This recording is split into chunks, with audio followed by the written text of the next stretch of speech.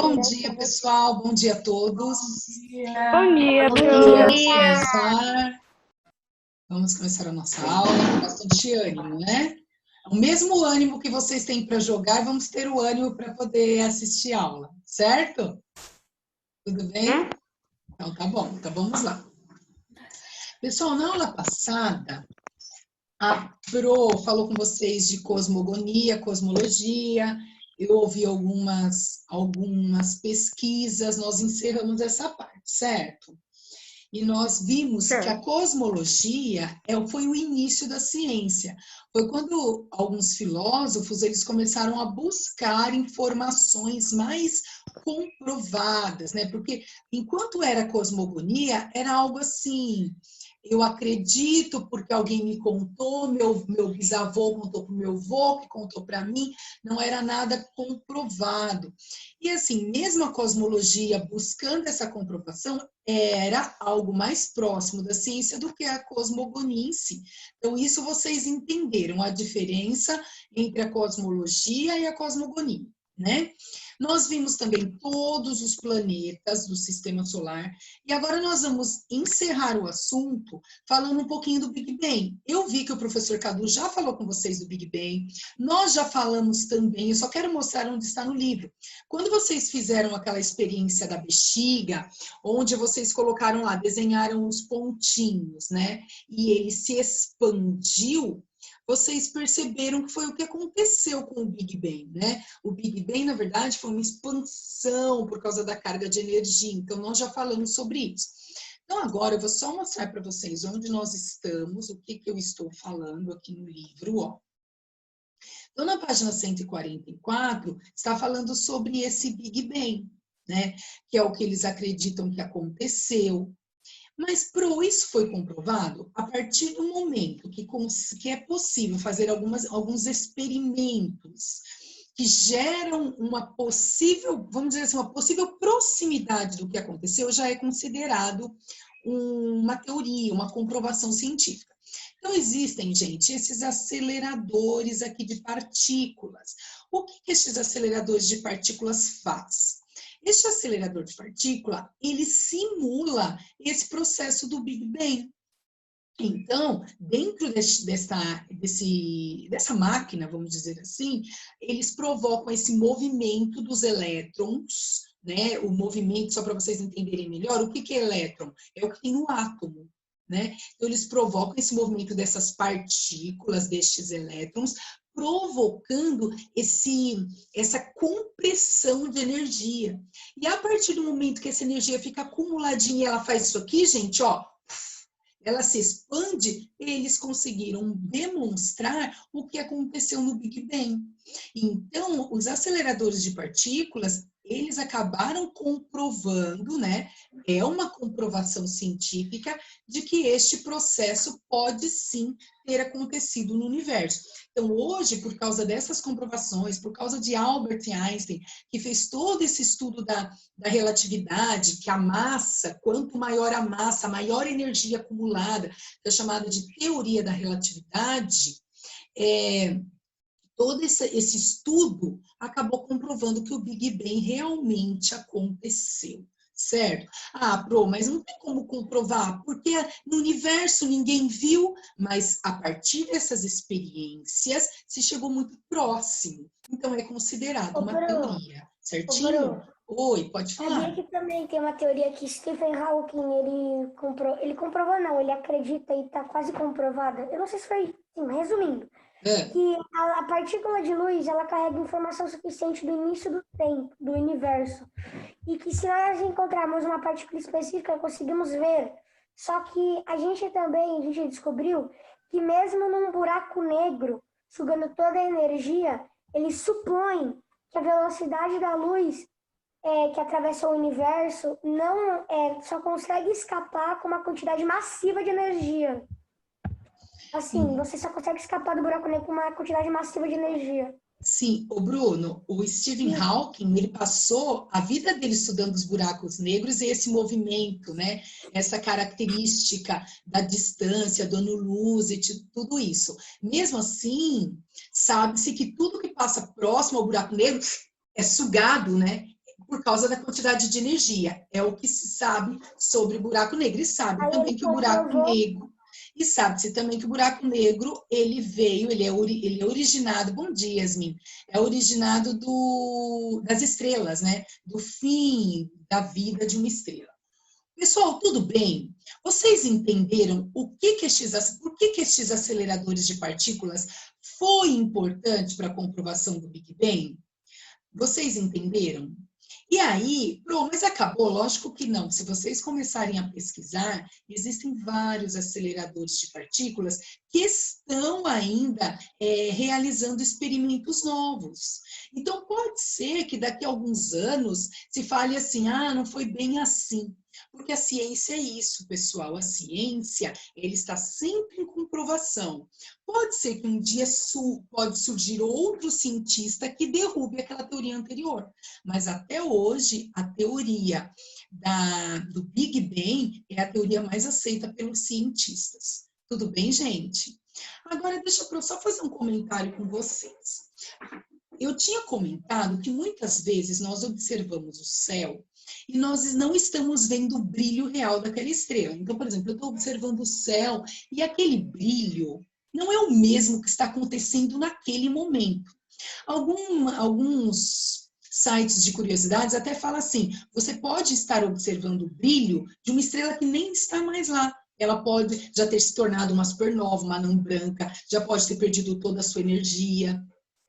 Então, por que nós não estamos observando ao mesmo tempo, o tempo que está acontecendo é o tempo que nós estamos observando? Não, porque nós estamos muito distantes. Então, seria difícil nós tratarmos essa distância como quilômetros. Gente, daqui até o Coque, eu acho que eu tenho uns 9 quilômetros da minha casa. É fácil falar de quilômetros. Daqui até o meu portão eu tenho o quê? 10 metros, né? É fácil falar assim, mas a distância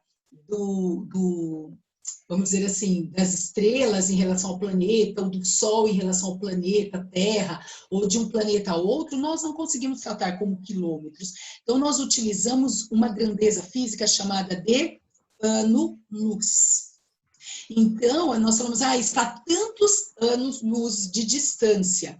Agora, muita gente confunde ano-luz com velocidade. Não é a velocidade, é o ano-luz, quer dizer a distância que um planeta está do outro, que o Sol está do planeta Terra, que o planeta Terra está, por exemplo, de Júpiter, de Saturno. É a distância. Então, todas as vezes que nós formos tratar a distância no universo, se fala grandeza ano-luz, e não quilômetros, metros. Tudo bem, gente? Agora, quem sabe me dizer sem pesquisar, porque não tem obrigação de saber, quanto tempo a luz demora para percorrer no vácuo? Vácuo quer dizer sem oxigênio. Daqui até... Fala, Bruno. 8 minutos. Do Sol até aqui demora 8 minutos. Isso, você está falando do tempo que nós demoramos para ver, né? Depende muito também da massa eu dei um exemplo, mas depende também da massa. Mas muito bem, Bruno, você prestou atenção na aula passada. Então, por exemplo, gente, o tempo que a luz demora para chegar até se deslocar é 300 mil quilômetros por segundo. Ela se desloca, a luz no vácuo, 300 mil quilômetros por segundo. Pensa assim, que cada vez que você pisca, 1, 2, 3, ela já deslocou 300 mil quilômetros por segundo no vácuo. Por que no vácuo? Porque não tem oxigênio. Ela está se deslocando nessa velocidade. Olha a velocidade da luz como é muito rápida. Então, o Bruno deu exemplo de que eu comentei na aula passada que as estrelas mais próximas do planeta Terra, as mais próximas, elas demoram, por exemplo, 8 minutos para chegar até nós. Mas só para vocês terem uma base, algumas demoram 4 anos para chegar o brilho até nós. 4 anos. Aquelas que estão a 4 trilhões de distância, por exemplo, elas demoram 4 anos para o brilho chegar até nós. Então, se eu estou observando o céu e, de repente, eu vejo uma estrela que nem existe mais, mas ela vai demorar 4 anos para o brilho chegar até mim. Então, isso depende muito da distância, da distância desse corpo celeste até o planeta Terra. Certo? Oi, então, pode falar. Eu esqueci o que ia falar, desculpa. Não, tudo bem, Pedro. Não, é que eu estou lendo Pedro aqui. Tudo bem, quando você lembrar, você fala, tá bom? Professora. Tá bom, Bruno. Oi, Eu Bruno. fiz aqui na calculadora e dá literalmente bate assim, próximo, bem bate certinho a distância do Sol até aqui, a velocidade da luz. Ô, Bruno, porque existe um cálculo físico para fazer isso. Tem como descobrir. É que agora nós não vamos entrar nesse aspecto. Vocês vão entrar mais para frente. Existe um cálculo para fazer, para saber quanto tempo demora. Isso existe, né? Mas agora eu quero só que vocês conheçam os principais conceitos. E um destes conceitos muito importantes é vocês entenderem que o ano-luz é a distância. E então, por exemplo, ele percorre 300 mil quilômetros por segundo. Ele percorre sempre essa velocidade. Aí a Mirella perguntou assim, mas o tempo no espaço não passa mais devagar do que na Terra? Não é isso. É que o que acontece? Quando a luz, ela chega no local onde tem oxigênio, muda totalmente. Depende do meio material em que a luz está sendo propagada, em que o som está sendo propagado. Depende do local onde ele está sendo propagado, onde ele vai refletir. Aí muda a velocidade sim, Mirella. Certo? Tem outra pergunta que a gente segue. Então, Ana Lídia, várias sondas estão em Marte. Isso já não é muita novidade, não. Marte é um dos lugares onde está sendo onde tem mais pesquisas, onde se conhece muita coisa sobre esse planeta, certo? Tem mesmo uma sonda próxima lá e uma sonda que está bem na estrutura, na massa de Marte, né? Fugiu o nome, na litosfera, certo? Tudo bem, gente? Pro, posso falar uma coisa sobre Marte? Pode. As pessoas elas estão se preocupando em ir para Marte, sendo que a gente ainda nem terminou de explorar a Terra. Por que elas querem ir para os planetas se a gente ainda nem explorou a Terra inteira? Isso é uma preocupação maior. Só para você ter uma Porque lá em noção Marte existem vários materiais. Gente, espera, um por vez. A preocupação dos cientistas é conhecer, não é questão da exploração, é conhecer mesmo as características de cada planeta, entendeu? Ô, Júlia, você tem que falar para Pro que parte que você não entendeu. Agora, o Lucas colocou, sabe porque a luz do raio sai primeiro? Sei, porque a velocidade da luz é de... Muito bem, viu, Lucas? A velocidade da luz é 300 mil quilômetros e do som 340 mil metros por segundo. Então, você pode reparar que primeiro você vê a luz, depois você ouve o trovão. É por causa da velocidade, muito bem, certo? Não vamos mudar de assunto agora, vamos focar no espaço. Certo? Ô, Júlia, a única coisa que a Pro comentou, eu vou repetir para você e para os outros que talvez não tenham entendido, é que hoje não se sabe muito sobre todo o universo. Foi como o Bruno comentou do buraco negro, muita coisa ainda tem que se pesquisar. Porém, o que se destacou e principalmente o que se usa hoje é analisar a distância de um planeta a outro, ou a distância que a luz demora, a distância do Sol em relação à Terra, a distância da Terra em relação a outros planetas. A gente sempre pega o planeta Terra como base, porque é onde nós estamos. E quando nós falamos dessa distância, o termo, a grandeza que nós usamos para falar dessa distância é ano-luz, certo? Não é metro, quilômetro, porque são muitos trilhões de quilômetros. Então, por isso que se usa ano-luz, certinho? Não, Júlia, o que acontece? Você não entendeu o que a Pro falou da luz. É uma velocidade. A Pro vai até colocar aqui no chat, ó. 300 mil quilômetros por segundo. A luz, ela percorre, ela tem uma velocidade tão grande que a cada 1 segundo, ela percorre 300 mil quilômetros, certo? Então, você também pode mandar a velocidade do som para mim fazer um cálculo depois? Não, cálculo agora não. A gente não tem uma pergunta. Depois da aula. Depois sim, depois a gente... 1000 quilômetros? Mas aí nós vamos ter que falar de... 1000 quilômetros equivale ao quê? Quê? Se a luz ela vai a 300 quilômetros por segundo, se ela chegar a 1000 quilômetros, vai começar a valer outra coisa? Por exemplo, a cada 1000 metros vai dar 1 quilômetro. Não vamos saltar por metro. Ixi, aí a gente vai fazer uma conta longa aí, uma regrinha de 3. Não dá para entrar nesse detalhe agora. Não dá. Não, eu tô falando, por exemplo, a cada 60 segundos dá 1 minuto. A cada 1000 metros dá 1 quilômetro. Então, a 1000 quilômetros daria alguma coisa? Tipo... Eu não entendi a sua pergunta. Como assim a cada 1000 metros daria alguma coisa? É 1 quilômetro. A cada 1000 metros equivale a 1 quilômetro. a 1000 A 1 quilômetro. E 1000 1 quilômetro é igual a 1000 metros. Sim, mas agora, 1000 quilômetros vai equivaler ao quê? 1000 quilômetros. Você tem que fazer, faz a regrinha, vocês não sabem. Ó, 1 quilômetro é igual a 1000 metros. Aí você coloca 1000 quilômetros é igual a quantos metros? Tem que fazer o cálculo, certo? Não a quantos metros, eu tô falando, por exemplo, dá um novo nome, por exemplo, a cada 5 segundos ganha um novo nome, que é minuto. Não, por enquanto... É 1000 quilômetros ou é outro tipo de... Não, se usa... Toda vez que você tiver uma grandeza, você vai começar sempre com 1. A cada quilômetro percorre tanto tempo, a cada quilômetro, é assim. Não tem outra grandeza, 1000 quilômetros, não. Sabia que nós temos mais conhecimento do espaço do que do mar? Isso é bem estranho, porque nós vivemos mais próximo do mar, não no espaço. Bia, tem muito que explorar todos os espaços, tanto o universo quanto o mar, né? Bom, pessoal, agora nós vamos conhecer outros corpos celestes do universo, né? Então, nós já falamos dos planetas, agora nós vamos conhecer alguns conceitos importantes. Então, eu vou espelhar agora para vocês uma apresentação e nós vamos falar um pouquinho. Nós vamos começar a falar agora das estrelas. Não esquecendo que a estrela, o Sol é uma estrela. Tudo que nós falarmos a partir de agora, nós estamos falando do Sol também, certo?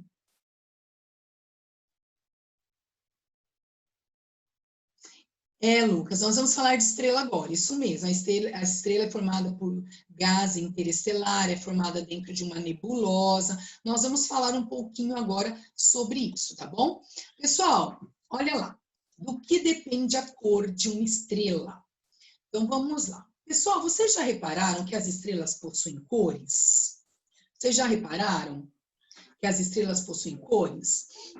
Aqui, com esse acúmulo de poluição, né, com tantas lâmpadas artificiais, muitas vezes nós não conseguimos observar que as estrelas possuem cores. Mas como se você estiver num lugar onde, de novo, falando a mesma coisa, onde tem muita escuridão, verão, menos poluentes, vocês conseguirão perceber o seguinte, que existem estrelas azuis, vermelhas, existem estrelas de variadas cores. As mais comuns de serem observadas são as azuis. Então, Lucas, segura a sua pergunta de estrela que a Pro vai falar sobre estrelas. Agora, ninguém manda no chat sobre estrela. Só começa a perguntar se eu não conseguir esclarecer neste assunto agora. Porque a pergunta que você fez, a Pro vai esclarecer agora, tá bom? Então, olha lá, gente, o que depende da cor de uma estrela? Cada vez que você observa uma estrela, você está vendo uma estrela com uma temperatura diferente. Então, olha lá, quando você fala de uma estrela, você está falando da temperatura da sua superfície. Então, as azuis são as mais quentes e as vermelhas são as mais frias. Deveria ser ao contrário, né, pessoal? Quando nós falamos de vermelho, parece que o vermelho ele é quente, né? E o azul é frio. Não, nas estrelas é o contrário. As azuis são as estrelas mais quentes e as vermelhas são as estrelas mais frias. Aí, é por causa do fogo azul na hora da prova. Eu não entendi nada. Pode falar de novo. Quem falou, pode falar, que a Pro não escutou. Ô, Pro, na verdade, eu não sei, mas é tipo assim, sabe quando você esquenta o fogão? E aí tem a parte azul e tem a parte vermelha? É esse fogo que eu tava falando. Então, mas a Pro não escutou. O fogo azul, dizem que é o fogo mais forte. E aí, esse conceito, a gente sempre pensou que o fogo foi vermelho, porque a gente sempre vê a parte de cima.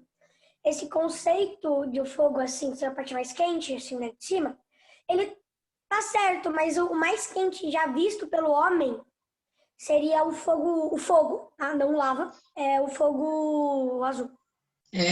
Na verdade, o fogo mesmo, quando você observa o fogo, observa os vulcões, tudo que você foca, não estou falando na parte científica, mas o que você observa, geralmente está puxado para o laranja e para o vermelho, tudo que é quente. Na nossa observação, que é muito importante, porque o ponto do cientista é a observação, certo?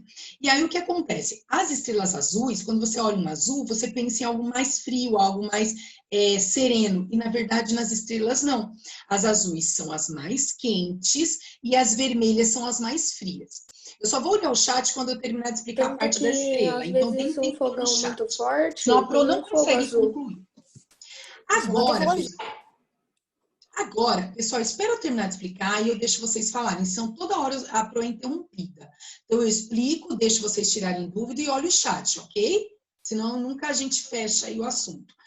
Então, a nossa estrela principal, que é o Sol, ela não é nem azul e nem vermelha. Ela é amarela, certo? Ué, Pro, e aí? Ele está na temperatura intermediária. Ela nem é a estrela mais quente e nem é a estrela mais fria.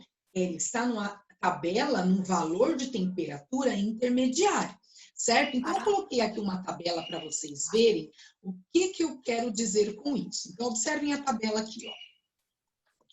Azul, só por curiosidade, lógico que vocês não vão ter que decorar, né? Azul, a temperatura na sua superfície, tá, pessoal? Não no núcleo. Na sua superfície é de 11.000 a 45.000 graus Celsius. A branca azulada é de 7.500 a 11.000 graus Celsius. A branca, de 6.000 a 7.500 graus Celsius. A amarela, olha a superfície do nosso Sol, 5.000 a 6.000 graus Celsius, certo? Quando vocês forem pesquisar sobre o Sol, vocês vão ver que a temperatura do Sol está classificada como 5.500 graus Celsius. Então, ele está aqui nessa classificação. Alaranjada, de 3.500 a 5.000 graus Celsius. E vermelha, de 3.000 a 3.500 graus Celsius, certo? Olha lá, o nosso Sol, que é a estrela mais próxima da Terra, ele tem 5.500 graus Celsius. Então, o que acontece? Acredita-se, pessoal, que as estrelas, elas já passaram por toda essa escala. Acredita-se, por exemplo, que o nosso Sol, acredita-se, tá? Que o nosso Sol já foi azul. E que o que está acontecendo? Ele vai perdendo temperatura e massa, perdendo. A partir do momento que ele vai perdendo, ele passa a ser branco azulado. A partir do momento que ele vai perdendo, ele passa a ser branco. A partir do momento que ele está perdendo essa massa e energia, ele passa a ser amarelo. Ele tá agora amarelo. Isso, e tende a ficar laranja, tende a ficar vermelho e tende a se expandir. A partir do momento que ele para... a partir do momento que o Sol vai parar, vai se expandir, vamos dizer aí, vai acabar, ele pode se tornar, sim, o que se torna? Pode ser uma anã branca, pode ser uma nebulosa, pode ser um buraco negro, pode ser uma supernova, que são características de corpos celestes que são formados pela expansão de uma estrela. Pro, eu acho que ele vai virar uma supernova. Só um minutinho. Concordo, vai virar uma supernova. Tá, só um minutinho. Então, o que acontece? Eles classificam como supernova, como nebulosa, como buraco negro, de acordo com a massa que ele consegue guardar ao longo dessa perda, vamos dizer assim, dessa morte dessa estrela. Quando ela tem menos energia, ela se forma uma anã branca. Quando ela tem mais energia, ela se forma uma supernova, ela se forma um buraco negro. Isso, assim, está classificado, mas eu não posso afirmar. Por exemplo, vocês acham que o Sol forma uma supernova. Eu acredito que ele pode formar uma supernova, um buraco negro, que é onde tem maior acúmulo de energia. Mas nós não podemos afirmar. E se o Sol começar a perder muita energia ao longo desse período, esse período que ele ainda vai existir, ele pode simplesmente terminar numa anã branca. Certo? Então, se eu perguntasse para vocês, o que uma estrela pode formar a partir da perda da sua energia ou da sua morte em si? Ela pode se formar uma supernova, uma nebulosa, uma anã branca ou um buraco negro, certo? As estrelas mantêm a mesma temperatura ao longo de toda a sua vida? Não.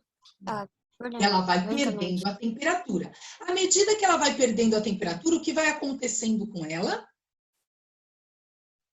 Ela vai mudando de quê? Vai morrer de cor. De cor. Tudo bem? Agora, Pro, peço um minutinho que a Pro vai olhar o chat e a Pro vai deixar vocês falarem, tá bom? Só um minutinho. Só um minutinho. Eu já vou falar, Lucas, de brilho. Os planetas têm gravidade, mas alguns bem baixa. A gente já falou sobre isso. Eu caí da aula. Ótimo. Yasmin, o que você tiver de dúvida, que bom que você voltou. O que você tiver de dúvida, você pergunta.